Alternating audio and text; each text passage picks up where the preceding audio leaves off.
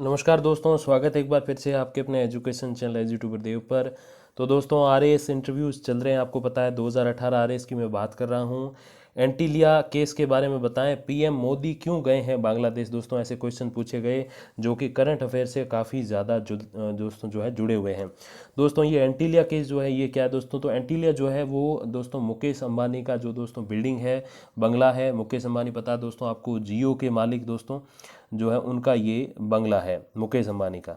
तो दोस्तों, उसके बॉम्ब विस्फोट से संबंधित ऐसा कुछ मैटर था, जो एक स्कॉर्पियो में शायद बॉम्ब था या ऐसा कुछ मामला चल रहा है जिसके बारे में भी जांच भी चल रही है। तो ये एंटीलिया का मामला दोस्तों यहाँ से आया है। दोस्तों, इसमें जो है आगे और भी क्वेश्चन बहुत अच्छे अच्छे पूछे गए हैं, जिसमें समसामयिकी, विदेश नीति, राजस्थान के भूगोल, इतिहास, कानूनी धाराओं और तर्क शक्ति से दोस्तों जो है क्वेश्चन पूछे गए हैं दोस्तों। सबसे पहला जो है दोस्तों, पीएम नरेंद्र मोदी बांग्लादेश क्यों गए हैं। क्या आप भारत बांग्लादेश के जो परस्पर रिश्ते हैं उनके बारे में बता सकते हैं। तो बिल्कुल दोस्तों बता सकते हैं। पीएम मोदी जो बांग्लादेश गए हैं वो उनका जो दोस्तों स्वतंत्रता दिवस है उसके उपलक्ष्य में गए हैं, जो कि हमने 1971 में बांग्लादेश को आज़ाद करवाया था, बांग्लादेश को पाकिस्तान से स्वतंत्र करवाया था। अगर मैं गलत नहीं हूँ तो पूरी बांग्लादेश जो था, पूरी पाकिस्तान जो था वही अभी जो है दोस्तों बांग्लादेश है। और दोस्तों जो है उसमें हमने 26 मार्च 1971 शायद यही एक डेट थी जिस दिन हमने जो है आज़ाद करवाया था। उसके बाद से अब जो है दोस्तों ये 50वां मेरे हिसाब से जो है उनका स्वतंत्रता दिवस हो गया। दोस्तों, एंटीलिया केस का जो है केस क्या है, आखिर क्यों और कब ये मामला देश भर में चर्चित हो गया है, क्योंकि बहुत बड़ी हस्ती है और एशिया के टॉप 10 जो अमीर व्यक्ति है, अगर मैं गलत नहीं हूँ, उसमें आते हैं मुकेश अंबानी और जियो के मालिक हैं। तो जाहिर सी बात है उनके घर के आसपास कोई हरकत होती है तो वो काउंट होती है। फिर दोस्तों अगला क्वेश्चन, नाग पहाड़ और अरावली पर्वत श्रृंखला में क्या अंतर है और ये कहाँ स्थित हैं। दोस्तों, ये अजमेर के आसपास, अजमेर पुष्कर के आसपास स्थित हैं। और अरावली पर्वत जो है उसी के माफ़ कीजिए, उसी के दोस्तों एक भाग के रूप में जो है नाग पहाड़ है। मैं अपने अकॉर्डिंग बता रहा हूँ। हिंदी को दोस्तों राष्ट्रभाषा बनाने के पीछे ठोस कारण क्या है और क्या किसी दूसरी भाषा को राष्ट्रभाषा नहीं बनाया जा सकता। तो ये थोड़ा टिपिकल है, क्योंकि जो दोस्तों हिंदी है उसको राष्ट्रभाषा बनाने के पीछे जो मुख्य वजह है वो देश को एकता के स्वरूप में पिरो के रखना, एकता के सूत्र में पिरो के रखना, वो रीज़न है। और दूसरी कोई भाषा अगर हम बनाने जाएंगे तो फिर दूसरे भाषा वाले जो नाराज़ हो जाएंगे, क्यों वैसे हिंदी पे भी साउथ वाले काफ़ी सारा एतराज़ करते हैं कि हिंदी क्यों राष्ट्रभाषा है, तो दूसरी कोई बना देंगे तो फिर तो अराजकता फैल जाएगी। अगला दोस्तों क्वेश्चन, राजस्थान की क्षेत्रीय बोलियां कौन कौन सी है और बोलियों और भाषा में परस्पर संबंध से आप क्या समझते हैं। तो दोस्तों, राजस्थान की जो ऐसी बोलियां हैं वो तो बहुत सारी हैं, मतलब बहुत ही ज़्यादा सारी हैं। और वो जो है एक दूसरे से काफ़ी सारे उसमें दोस्तों शब्द भी सिमिलर भी हैं। जैसे दोस्तों जो है डिंगल हो गई, पिंगल हो गई, मारवाड़ी जो दोस्तों भाषा है, राजस्थानी जो भाषा है, ढूंढाड़ी, मेवाती, मालवी, और दोस्तों भाषाएं जो है जैसे उत्तरी राजस्थान जो है वहाँ मेवाती थोड़ी सी बोली जाती है। अगर हम दोस्तों पश्चिमी राजस्थान तो मारवाड़ी बोली जाती है। मेन जो राजस्थान की भाषा वो राजस्थानी हो गई और मालवी भाषा है। पूर्वी राजस्थान दोस्तों ढूंढाड़ी बोली जाती है, कोटा वगैरह मुंदी वगैरह है इधर, और ये भाषा है। और दोस्तों ऐसे करके भाषाएं बहुत लंबी चौड़ी लिस्ट है, अगर हम जो है देखने बैठेंगे तो बहुत ही लंबा चौड़ा काम हो जाएगा। और दोस्तों जो मेवात आपको पता है किसको कहा जाता है, तो उस हिसाब से दोस्तों ये सारी बोलियां हैं। जो है दोस्तों अपने जैसे इधर पाली मारवाड़ की तरफ आएंगे तो, और फिर जोधपुर की तरफ आएंगे तो फिर इधर मारवाड़ी भाषा भी है। तो ये सारी भाषाओं का जो है दोस्तों स्टेटस है। राजस्थान के 4 प्रमुख स्वतंत्रता सेनानी कौन कौन से हैं, इनका आंदोलन में क्या क्या योगदान है। तो स्वतंत्र आंदोलन करने वाले जो है आंदोलनकारी तो राजस्थान के बहुत सारे हैं। जो अर्जुन लाल सेठी हो गए, विजय सिंह पथिक, उनके दोस्तों जो है अपने जोरावर सिंह बारठ, प्रताप सिंह बारठ ये भाई थे, श्याम जी कृष्ण वर्मा, जो कि वो लंदन जाने वाला क्वेश्चन भी आया था रीट में। तो डेफिनेटली ये भी बहुत अच्छा क्वेश्चन था। अब दोस्तों अगला माफ़ कीजिएगा दोस्तों, थोड़ा सा मेरा गला ख़राब है। सरकारी और प्राइवेट स्कूल में खास क्या अंतर होता है और क्या सरकारी में कम और प्राइवेट में ज़्यादा पढ़ाई होती है जिससे सब आकर्षित होते हैं। दोस्तों ऐसा पहले ज़रूर था लेकिन अब तो नहीं है, क्योंकि अभी जो है सरकारी स्कूलों में जो टीचर लगते हैं वो बहुत सारा टफ कंपटीशन फाइट करके लगते हैं और उनको उनकी जॉब की वैल्यू, मैं अपने अकॉर्डिंग बता रहा हूँ, शायद आपका विचार अलग हो सकता है। तो बहुत सारा टफ कंपटीशन फाइट करके लगते हैं तो उनके अपने जो है वैल्यू होती है उसको दोस्तों अपने जॉब की। पहले इतना नहीं था तो लोग फिर वो सरकारी नौकरी को थोड़ा आराम वाला मामला मान लेते थे, अब ऐसा नहीं है। तो अब आपने देखा होगा रिजल्ट में कई सारे सरकारी स्कूलों में जो बच्चे प्राइवेट वालों से भी आगे निकलते हैं। प्राइवेट वाले पहले अच्छा क्यों कर रहे थे, क्योंकि उनमें दोस्तों रीज़न था, क्योंकि किसी को जॉब नहीं मिलती तो वो 2,000, 5,000, 10,000 में काम करता था। 60,000 में काम करने वाला व्यक्ति 10,000 में आके काम करेगा पर मंथ के हिसाब से, तो सोचो वो कितनी मेहनत सामने वाले उससे ले रहे हैं और कितनी उसकी मजबूरी, इसलिए वो इतने कम पैसों में काम कर रहा रहा है तो रिजल्ट अच्छा ऑटोमेटिक हो जाता है। दोस्तों महिला पुलिस अधिकारियों माफ़ कीजिएगा दोस्तों, महिला पुलिस अधिकारियों को फ्रंट लाइन में क्यों नहीं रखा जाता? क्या पुरुषों के मुकाबले महिलाएं जो है पुलिस की सर्वोच्च कमान नहीं संभाल सकती? बिल्कुल संभाल सकती हैं। और फ्रंट लाइन में क्यों नहीं रखा जाता दोस्तों, ये प्रश्न थोड़ा सा विवादित हो सकता है।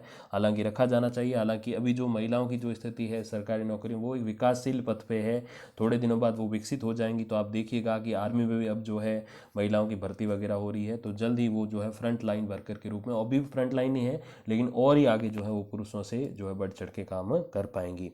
अगला क्वेश्चन दोस्तों रहा वो था, गांधी जी की नमक यात्रा जो है वो राजस्थान में कितने दिन चली और इसकी देश की आज़ादी का जो सही मार्ग जो है वो कैसे प्रशस्त दोस्तों हुआ? तो गांधी जी की जो थी वो दोस्तों दांडी यात्रा कहते हैं इसको, ये शायद 12 मार्च 1930 माफ़ कीजिएगा दोस्तों, तो 12 मार्च 1930 के आसपास, अगर मैं गलत नहीं हूँ तो ये शुरू हुई थी। और जो है दोस्तों ये काफ़ी चली थी। और इसमें जो रीज़न था दोस्तों, जो मुख्य कारण था इस यात्रा का, वो ये था कि जो नमक कानून अंग्रेजों ने बनाया था उसको तोड़ना, और साबरमती का संत जो महात्मा गांधी जी को कहा गया, वो इसी कारण से दोस्तों कहा गया था क्योंकि उन्होंने अंग्रेजों की नाक में दम कर दिया था। और दोस्तों अगर मैं गलत नहीं हूँ तो ऑलमोस्ट 1 महीना 24 दिन, आई थिंक मैं 24 डेज ये यात्रा जो थी वो चली थी। और दोस्तों अगला क्वेश्चन क्या है, देखिए दोस्तों, किन्नू फल के बारे में बताएं और ये प्रदेशों में और किस मौसम में होता है दोस्तों? तो ये तो मेरे नज़रिए में जो है दोस्तों, ज़्यादा फल की मुझे जानकारी नहीं है, तो ये इसी मौसम आई थिंक सर्दियों के आसपास होता है अगर मैं गलत नहीं हूँ। फिर दोस्तों अगला क्वेश्चन जो है वो रामसर साइट क्या है और ये किस लिहाज से देश दुनिया के लिए अहम है, ज़रा विस्तार से समझाएं। तो दोस्तों रामसर साइट जो है एक तरीके से वो जो दोस्तों छिछले पानी के लिए प्रसिद्ध है। जैसे दोस्तों देश में अपना कच्छ जो है वो किस कारण से प्रसिद्ध है, ऑलमोस्ट वही कारण रामसर साइट का है। रामसर जो है दोस्तों बाड़मेर ज़िले में पड़ता है और वो काफ़ी अभी जो है उसमें पर्यटन वगैरह जो स्थल के रूप में वो काफ़ी ज़्यादा विकसित हो रहा है। हरियाणा में लागू आरक्षण के क्या सामाजिक और आर्थिक प्रभाव पड़ेंगे? क्या ये नागरिकों के संवैधानिक अधिकारों का हनन है? आप इससे सहमत हैं असहमत? दोस्तों ये पर्सनैलिटी वाला क्वेश्चन है, अपने व्यक्तित्व के अनुसार इसका आंसर होता है। राजस्थान की योजनाएं कौन कौन सी है और ऐसी कौन सी योजनाएं हैं जो लोगों के बीच सबसे ज़्यादा चर्चित और फायदेमंद हैं? तो राजस्थान की दोस्तों जैसे मेडिकल में भी काफ़ी सारी मुख्यमंत्री निःशुल्क दवा योजना हो गई। और दोस्तों इंडिया लेवल पे देखें तो जैसे बालिकाओं के लिए बहुत सारी योजनाएं हैं, उज्ज्वला योजना है दोस्तों रसोई गैस से संबंधित।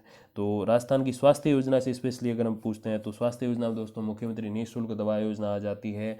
और जो ये एक वो बीपीएल कार्ड से दोस्तों दवाइयाँ वगैरह मिलती हैं, तो वो भी एक काफ़ी अच्छी योजना है। इसमें काफ़ी कम पैसों में दवाइयाँ भी मिल जाती हैं। तो स्वास्थ्य से संबंधित ये है। अगर थोड़ा उससे बाहर पूछते हैं फिर और भी योजनाएं आ जाती हैं।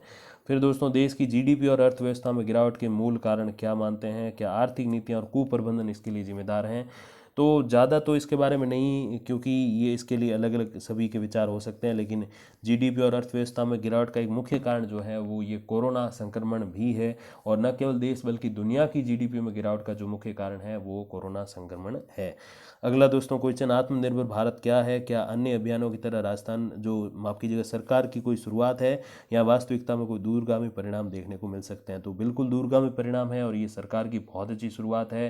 क्योंकि आत्मनिर्भर भारत से हम मिसाइल से लगा के, रॉकेट से लगा के छोटी से छोटी चीज़ तक भारत में बनाने की कोशिश कर रहे हैं। तो सबसे पहला फ़ायदा ये कि भारत जो है आत्मनिर्भर बन पाएगा, तो हमें किसी के उसमें अंडर नहीं रहना पड़ेगा कि हमें अस्त्र चाहिए, शस्त्र चाहिए या कोई जो है हमें चीज़ें चाहिए। तो पहला फ़ायदा ये हो जाएगा। दूसरा, भारत के लोगों को रोज़गार मिलेगा, जॉब मिलेगी। तीसरी बात ये कि बड़ी बड़ी कंपनियां भारत के साथ करार करने को उत्सुक होंगी क्योंकि भारत में खुद में चीज़ें बनती हैं। तो हमारा जो है एक्सपोर्ट दोस्तों बढ़ेगा और हमें इंपोर्ट चीज़ें कम करनी पड़ेगी। और इसका सीधा फ़ायदा दोस्तों हमारे व्यापार पे जीडीपी पड़ेगा, क्योंकि हमारे जो दोस्तों देश का जो पैसा है, जैसे 70-80 जो है रुपए का $1 होता है, तो उसको अगर जो हमें लेवल में लाना है तो आत्मनिर्भर बनना होगा। हमें किसी और से जो है उनको देना ज़्यादा है, उनसे लेना खरीदना कम है, ताकि हमारा जो पैसा है वो बाहर कम से कम जाए। तो दोस्तों बहुत सारे इसमें, मैं ये कोई यहाँ आपको आरएस बनने की कोशिश नहीं कर रहा कि मैं ऐसे क्वेश्चन आंसर, बट मैंने अपने थोड़े से एक्सपीरियंस के हिसाब से आपको बताया है। बाकी ये मैं क्वेश्चन लाने के पीछे जो मेरा रीज़न रहता है वो ये आपको पता चले, ताकि आप जैसे आने वाले टाइम असिस्टेंट प्रोफेसर का भी दोस्तों जो है इंटरव्यू देंगे, और भी कई सारे जो दोस्तों इंटरव्यूज़ वगैरह होते हैं, इवन 4th ग्रेड में भी इंटरव्यू होता है। हालांकि इतने हाई प्रोफाइल क्वेश्चन नहीं होते, बट होता है दोस्तों। और फिर अगर हम देखते हैं आरएस का, अगर आप बनना चाहोगे, आईएएस आईपीएस में जाना चाहोगे, तो दोस्तों क्वेश्चन होते हैं। तो एक मैं अकॉर्डिंग टू ये बता रहा था कि कैसे आप आंसर्स वगैरह दे सकते हो। बाकी दोस्तों कोई भी जानकारी आएगी, अपडेट आएगी, मैं आप तक पहुंचा दूंगा वीडियोज़ और कम्युनिटी पोस्ट के माध्यम से। तब तक के लिए दोस्तों धन्यवाद, नमस्कार।